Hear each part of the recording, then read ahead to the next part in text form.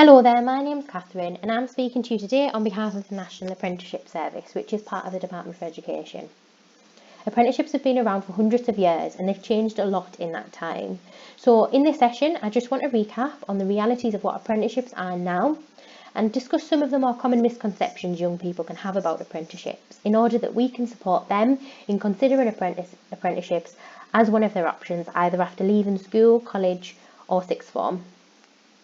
As a country, we are currently going through some uncertain times because of the coronavirus pandemic, but we are still here to support you and we want to use this time to help you prepare and help you support your young people to prepare for their future.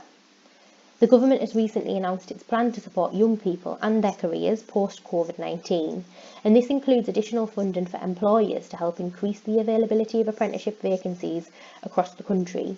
So lots of work is going on to make sure there are lots of opportunities available to young people after leaving school, sixth form or college, either in year 11 or year 13. An apprenticeship is a fantastic way of working and learning. So a young person is working and gaining experience of a real job, of a real role. So the first steps on their career. And every apprenticeship will lead to a qualification for a young person as well. So it is a fantastic way of earning money whilst also learning. An apprenticeship is paid work. So it is actually minimum wage for an apprenticeship at the moment is £4.15 an hour.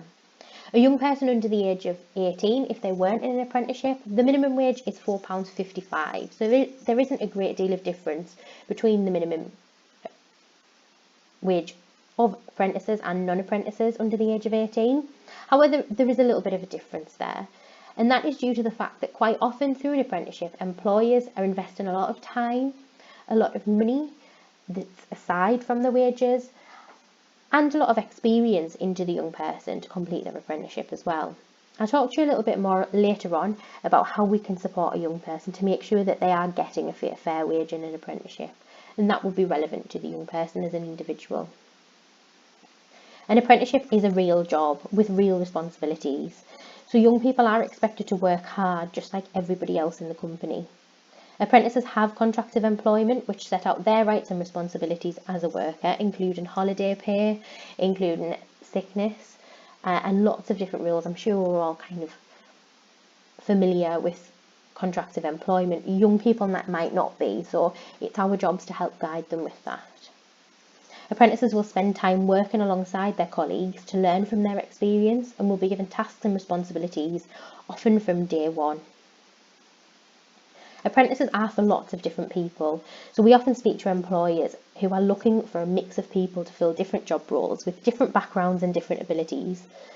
There are different levels of apprenticeships, which we'll talk a little bit about later, but these levels mean that there is something that would match every ability. Apprentices can also go all the way up to degree level in some industries. So although in the past it might have been thought that if you're academic you should go to university, that is one of the options. However, there are some fantastic opportunities for very academic people and also very vocational people to undertake their apprenticeship, and they can do so going into the level that is appropriate for them. Also, for every level of apprenticeship, there is no fees to pay, so no level of apprenticeship incurs cost to the apprentice. Even the higher and degree level apprenticeships, which I've just mentioned, do not cost any money at all for the apprentice, as tuition fees are paid for by the employer and the government, dependent on the situation of the employer. This means that students will not be expected to pay up to £9,000 a year and are therefore less likely to get into debt, especially through their tuition fees. An apprenticeship can lead to progression, so quite often apprentices will be offered fixed term contracts of employment, which means that a permanent job is not always guaranteed after the apprenticeship finishes. However, the majority of apprentices are given permanent contracts, so they will stay in employment with the company where they undertook their apprenticeship. Sometimes that young person might even move on to higher levels of apprenticeships, as I've already mentioned. If a young person does decide to change companies, it's usually because they're able to compete for a better job, perhaps with more pay or more responsibility. Essentially, at that stage, they will have gained experience and they will have gained a qualification, so they are free often to take that elsewhere and move jobs just like we would. Apprenticeships can also support a great social life. So lots of young people are worried that as an apprentice they won't get to have fun or meet other young people. However, it's just not the case. It is different. It is a different social life than going to college or university, because that young person will be working full time. However, students on higher and degree level apprenticeships are entitled to exactly the same as other students, so they would still have access to the students' union if it's the apprenticeships undertaken through a university. They would still have access to the sports facilities, clubs and societies. And even if you're not undertaking a higher and degree level apprenticeship, that young person has lots of opportunities to support a great social life outside of the college environment, outside of the university environment. So if it's something that the young person's a little bit worried about and they're really keen to get that college social life experience, that university social life experience, it's up to us to kind of let them know that they can still have a fantastic social life, just a little different through an apprenticeship, if that's something that they're interested in. An apprenticeship can also allow a young person to relocate. So if a young person is very keen, for instance, on moving away for university, an apprenticeship can actually support them in that in some instances. So the best thing really about apprenticeships is that they are everywhere in England. If they can get a job somewhere, you can get an apprenticeship somewhere potentially. So really, they are available everywhere. And some apprenticeship schemes actually do offer free accommodation and free travel home. So if that's something a young person's interested in, it's important to help them do their research and find out where the opportunities are for them, which would allow them to relocate. It's definitely worth mentioning as well, and it's kind of our roles to help support young people in understanding that apprenticeships aren't the easy option.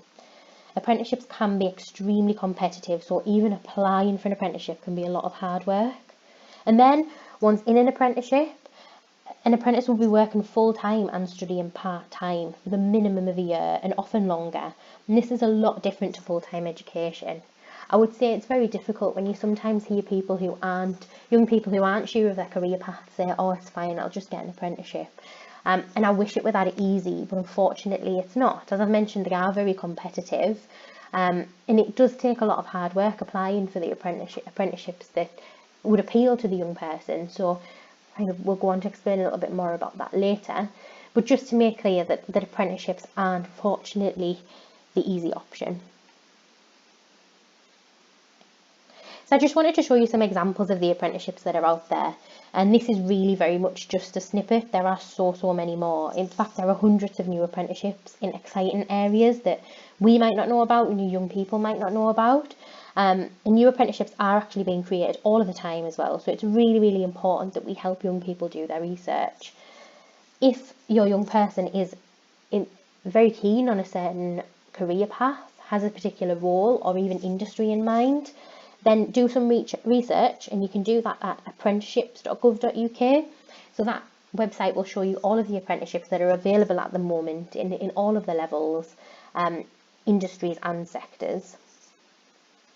And if you're in a certain position, so say your young person's just leaving year 11, but they're thinking about undertaking an apprenticeship at a higher degree level once they've left sixth form or college, that gives a couple of years time, and there might be some apprenticeships that are being created now that might be ready in 2 or 3 years time for your young person to undertake.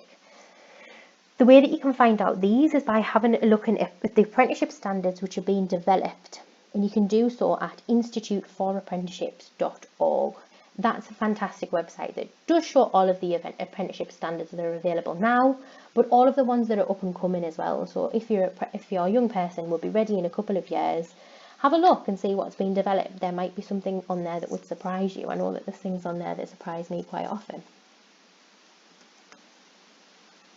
Also, which employers offer apprenticeships, and the range is absolutely incredible. Of course, because of what's happening at the moment with coronavirus, it's worth noting that these employers might not be recruiting currently, but we do know that these employers usually do recruit, have fantastic apprenticeship schemes, and we're hoping and expecting to see them return to normal and continue with their apprenticeship recruitment. Some of them are still actually recruiting right now. Again, do a little bit of research. It is worth noting also, though, that only about 50% of apprenticeships start with the large companies like the ones on this screen here.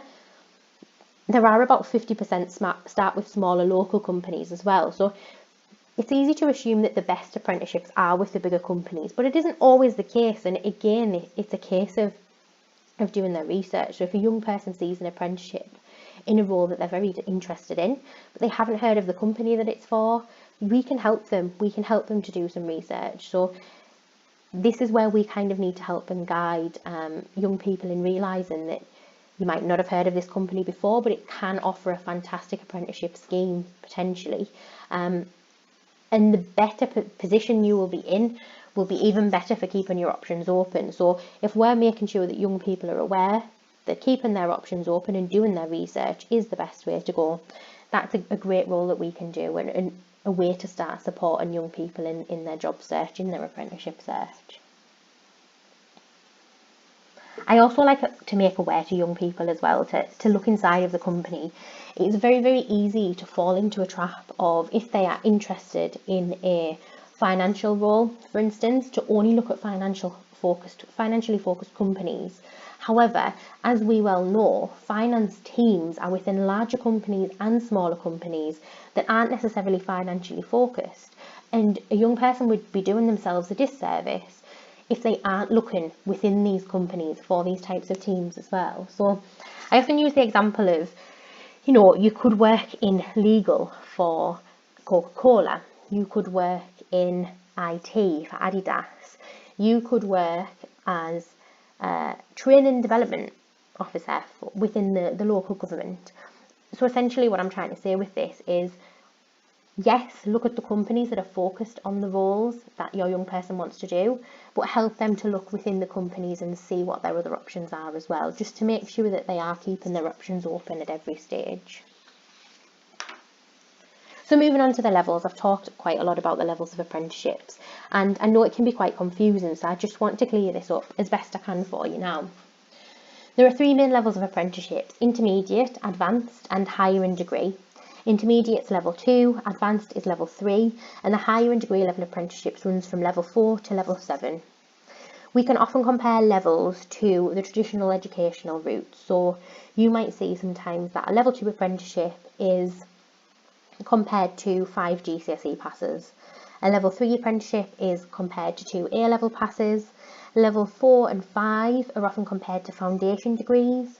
Level 6 to bachelor's degree, so the traditional three-year degree route, and level 7 master's degrees. Now these can be equivalents and they can be actual. So for instance, a level 6 quite often is a bachelor's degree, not just an equivalent, and again level 7 is quite often a master's degree, not just an equivalent. However, it's a little more complicated than that, unfortunately, purely because although they are comparisons, they aren't totally interchangeable. So say for instance myself and my experience, I've actually undertaken a degree, but if I wanted to go back and be a plumber, for instance, I would probably have to start at a level 2, and I wouldn't think of myself as going back on my own experience. I wouldn't think of myself as doing myself a disservice, because as a level 2 is what I would need to build up the skills to start on that career path. So essentially what I'm saying is, if your young person leaves year 11 looking for an apprenticeship, it would be logical to think that they would need a level 3 apprenticeship, because that's the next traditional stage of their education. It would be equivalent to 2 A-level passes. However, if it is an industry where that young person might not have had any experience actually doing the role or have had any background knowledge, a level 2 would be a fantastic place to start, because they would still be further in their career, they would still be gaining that qualification, and in that industry it would be extremely valuable to have, even though a level 2 is the equivalent of 5 GCSE passes. So it's a little confusing, but I hope that makes sense. Same goes if your young person is leaving sixth form or college with A-levels and good A-levels, they might then want to look for a high degree level apprenticeship, and that's a fantastic place to start. However, they would be narrowing their options down again, as in they might find a level 3 apprenticeship with a company in an industry that they so much want to do, that would still further their skills and their knowledge. As long as they aren't backpedaling, as long as they aren't going backwards and learning things that they've already learned and knowing things that they already know, a level 3 would still further their career. It would still be an excellent first step on their career path to maybe then work up in that industry or in that particular job role. So although we do compare these levels quite often to the traditional route, they're a good place to start, but make sure that young people again and yourselves are keeping your options open just so that you can see truly what's out there and that your young person isn't missing out on a fantastic opportunity just because it's not quite at the level that they would be expecting to go into. As long as they are learning new things, as long as they are further in their career, it is important to kind of keep their options open about levels. I hope that makes sense, but if anyone does have any questions, do ask them to whoever showed you this presentation or wherever you found this presentation, and they can get in touch with us and hopefully we can help clarify a little bit further. So I've mentioned quite a lot about degree level apprenticeships, and I'd just like to mention how that compares to full-time university. I have touched on it a little bit already, but just going into it a little bit more depth. There are over 100 universities in England who offer degree level apprenticeships. And as I've already mentioned, quite often they don't offer an equivalent to a bachelor's degree. They offer a bachelor's degree or a master's degree that is recognised exactly the same as it would be if the young person had gone to university. And that obviously depends, that obviously differs from each role to role, so make sure you're kind of keeping an eye on that and making sure that the student knows exactly what they will achieve at the end of their apprenticeship. But quite often they aren't equivalent to, they are bachelor's degrees and master's degrees. A higher degree level apprenticeship is again a young person working full-time and studying part-time, so they would be learning, gaining a qualification and getting a salary. And again, it's the minimum of £4.15 an hour, but that isn't the average that a young person gets paid. And quite often at higher and degree level apprenticeships, that young person does get paid a little bit more than the minimum an hour. It can go really up to around about 22,000 sometimes for higher and degree level apprenticeships. But again, it does depend, and you do have to have a look at the apprenticeship on a case-by-case basis. As I've mentioned, every level apprenticeship does not incur debt. So whilst a young person would be learning and gaining a qualification and gaining experience through work, they would not be getting into debt through tuition fees, as I've already mentioned. I mentioned as well that a young person is entitled to exactly the same as someone would be attending the same university on a full-time course. So that any student would still get an NUS card, which is a discount card. They'd still have access to clubs and societies. They would still be able to access all of the university kind of the support that they would gain and their services, such as the libraries and things like that as well. It's always worth noting when we're talking about degree level apprenticeships that that young person is gaining experience of actually doing the role as well as gaining the qualification. So where somebody could have been training for 3 years for a bachelor's degree in finance, for instance, they could have been doing degree level apprenticeship in finance, come out with exactly the same qualification and also have 3 years worth of actual experience doing the job. So that's always a comparison to make, and that's always something to think about, whether your young person's considering full-time university or a degree level apprenticeship. It's also worth mentioning as well, I've mentioned apprenticeships do last for the minimum of a year. Higher and degree level apprenticeships can sometimes last a little bit longer, and that is purely because they are working full-time and studying part-time. So where a bachelor's degree would traditionally last around about 3 years at university full-time, it can last anywhere from 4 to 6 through a degree level apprenticeship. And that just depends on the course. I know, for instance, if you're doing a degree level apprenticeship as a solicitor, it lasts 6 years. That's around about the same time it would take to become a solicitor through the traditional means of university and then getting an LPC and getting a training contract. But you do have to be aware when we're supporting young people in looking that, look, this is 6 years, this might last a little bit longer, or this one's 4 years and it might last a little bit longer than what we traditionally believe a degree would last, because of the working element as well. So it's also worth mentioning that apprenticeships have different delivery models. I think in the past, and certainly when I was younger, it was often thought of that an apprentice, you would go to work Monday to Thursday and then go to college on a Friday. Now this can still happen, but there are a majority of different options now as well. So a young person maybe would be working 4 weeks in a row and then be doing block training. So for a full week would be receiving their apprenticeship training, working towards their qualification. And that can be in different ways. So an apprentice could still go to the college 1 day a week, or for the time that they were training in their block periods.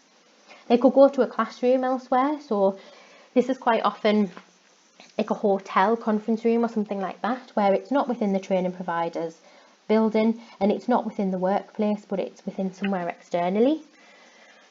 Also workplace learning, so an apprentice might be relieved from their usual duties, but the training provider is coming into their workplace to help train them on the qualification side of things. So they would be in the workplace every day in that case, but the training provider would be coming to them certain days or certain weeks to work with them to build up towards their qualification.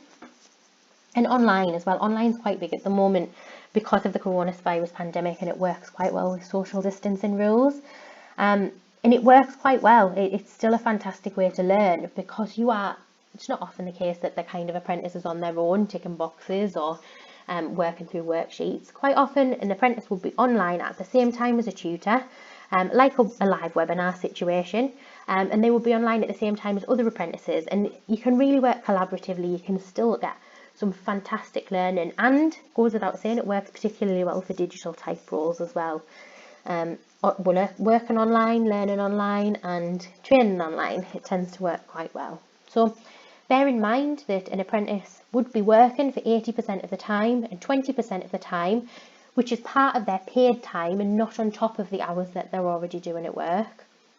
They would be relieved from their usual duties and working towards that qualification. So be it in one of the methods that I've just outlined, it's worth bearing in mind when looking for an apprenticeship how your young person is going to be trained, as well as how they're going to be working and where they're going to be working.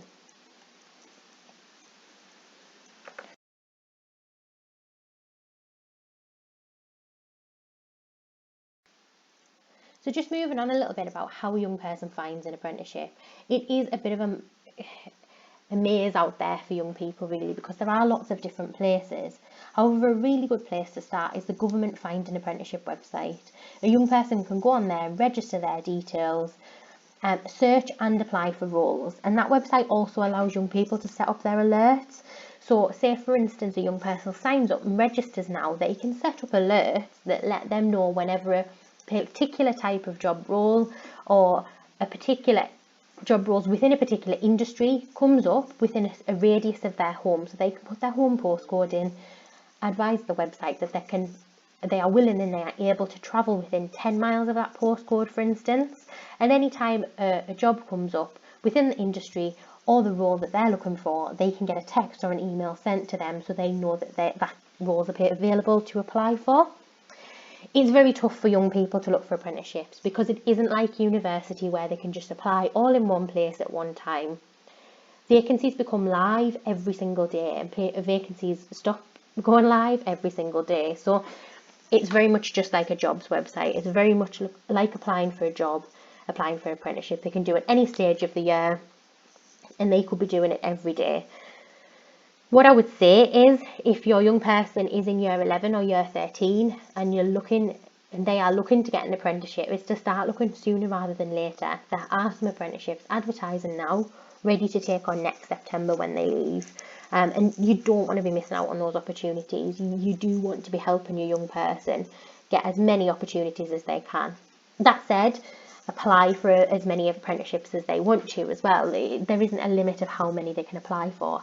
It is very similar to when we search for a job. We can apply for as many as we'd like, as often as we'd like, and at any time of the year.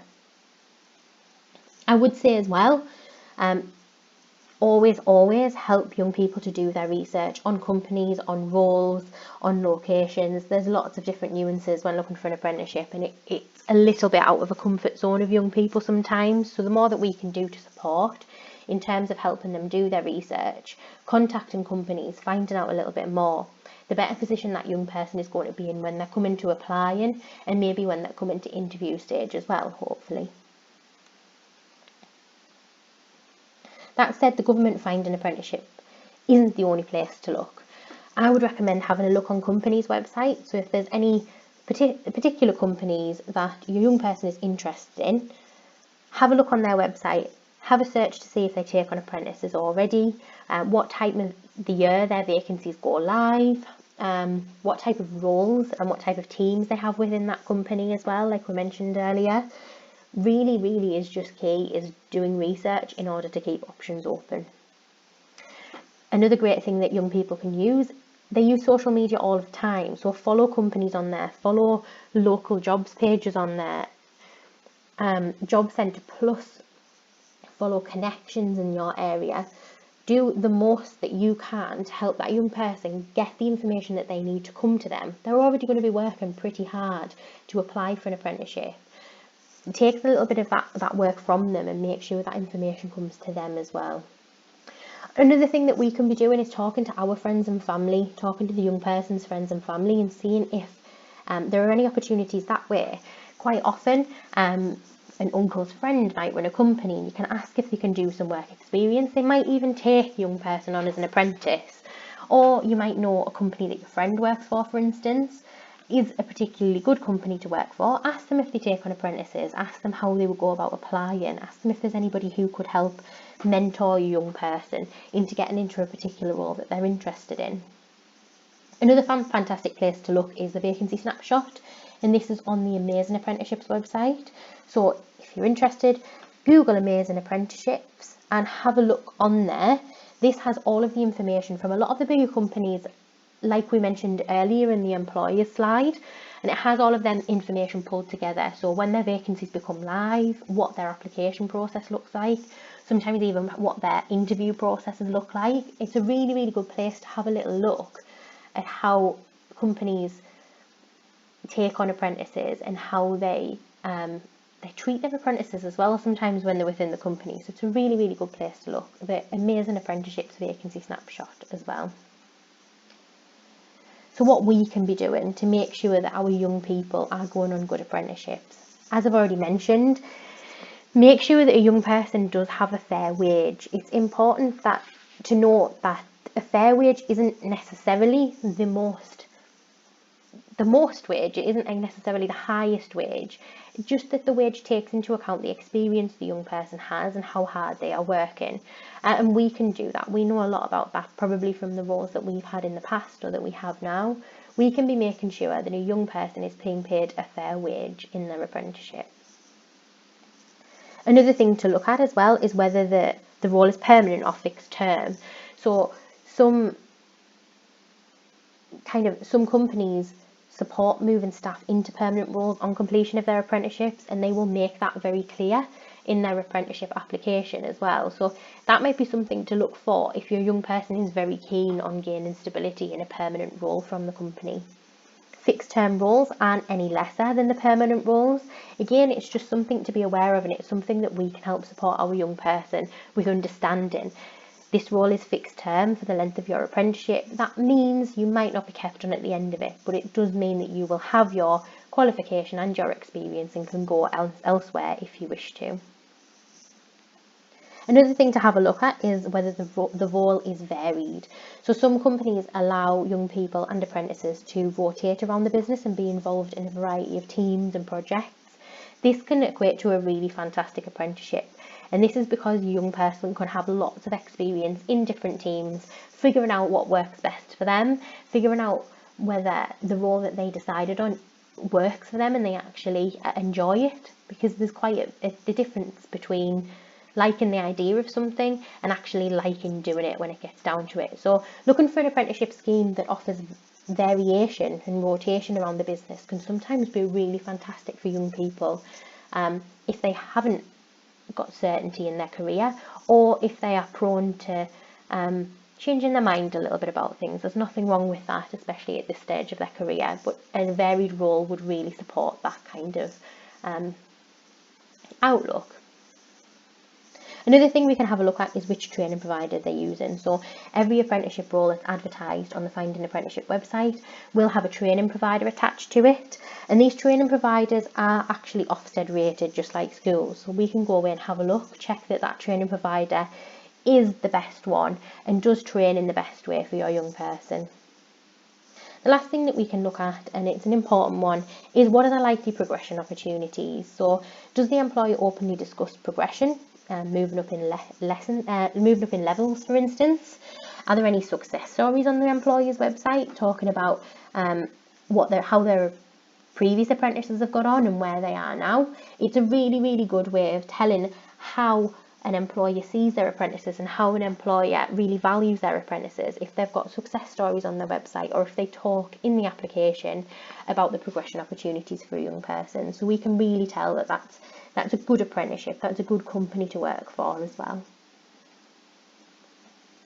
So if you're just interested in a little more information, Amazing Apprenticeships, which I've already mentioned, does deliver monthly parents packs, and there's loads and loads of information in there, and they are absolutely brilliant. So I would definitely recommend having a look at those. Again, that will be packed full of information in how we can help support young people with apprenticeships and with considering apprenticeships as one of their options. There are also translated resources available on the Amazing Apprenticeships website as well, and the link's just there if you want to have a look at that. There are loads more resources on the Amazing Apprenticeships website, so I do recommend taking a look at it. If we do go into a lockdown again, or if your young person is interested in apprenticeships, there are lots of different online and self-serve resources that a young person can take a look at on there as well. So if kind of your young person wants to know a little bit more, they can take a look at Amazing Apprenticeships as well. It's not just for you and I, it is for young people too. Lastly, if there's anything else we can do to support, we really do want to. So there is information on there of how you can contact the National Apprenticeship Service. There are lots of people wanting to help a young person at the moment, so please do take us up on any offers that we have. If you do need that help, again, speak to your school careers advisors as well. They are doing some fantastic work in helping young people during these uncertain times. So there is a lot of help out there, just make sure that you take it up. If you do have any questions, please do pass them on to the careers leaders at your school. Please do pass them on to the people who've shown you this video, and they can get in touch with us, put you in touch with us via either the means mentioned in that last slide, or they could even give you our email address as well. So thank you so much for taking the time to listen today, and best of luck to you and your young people.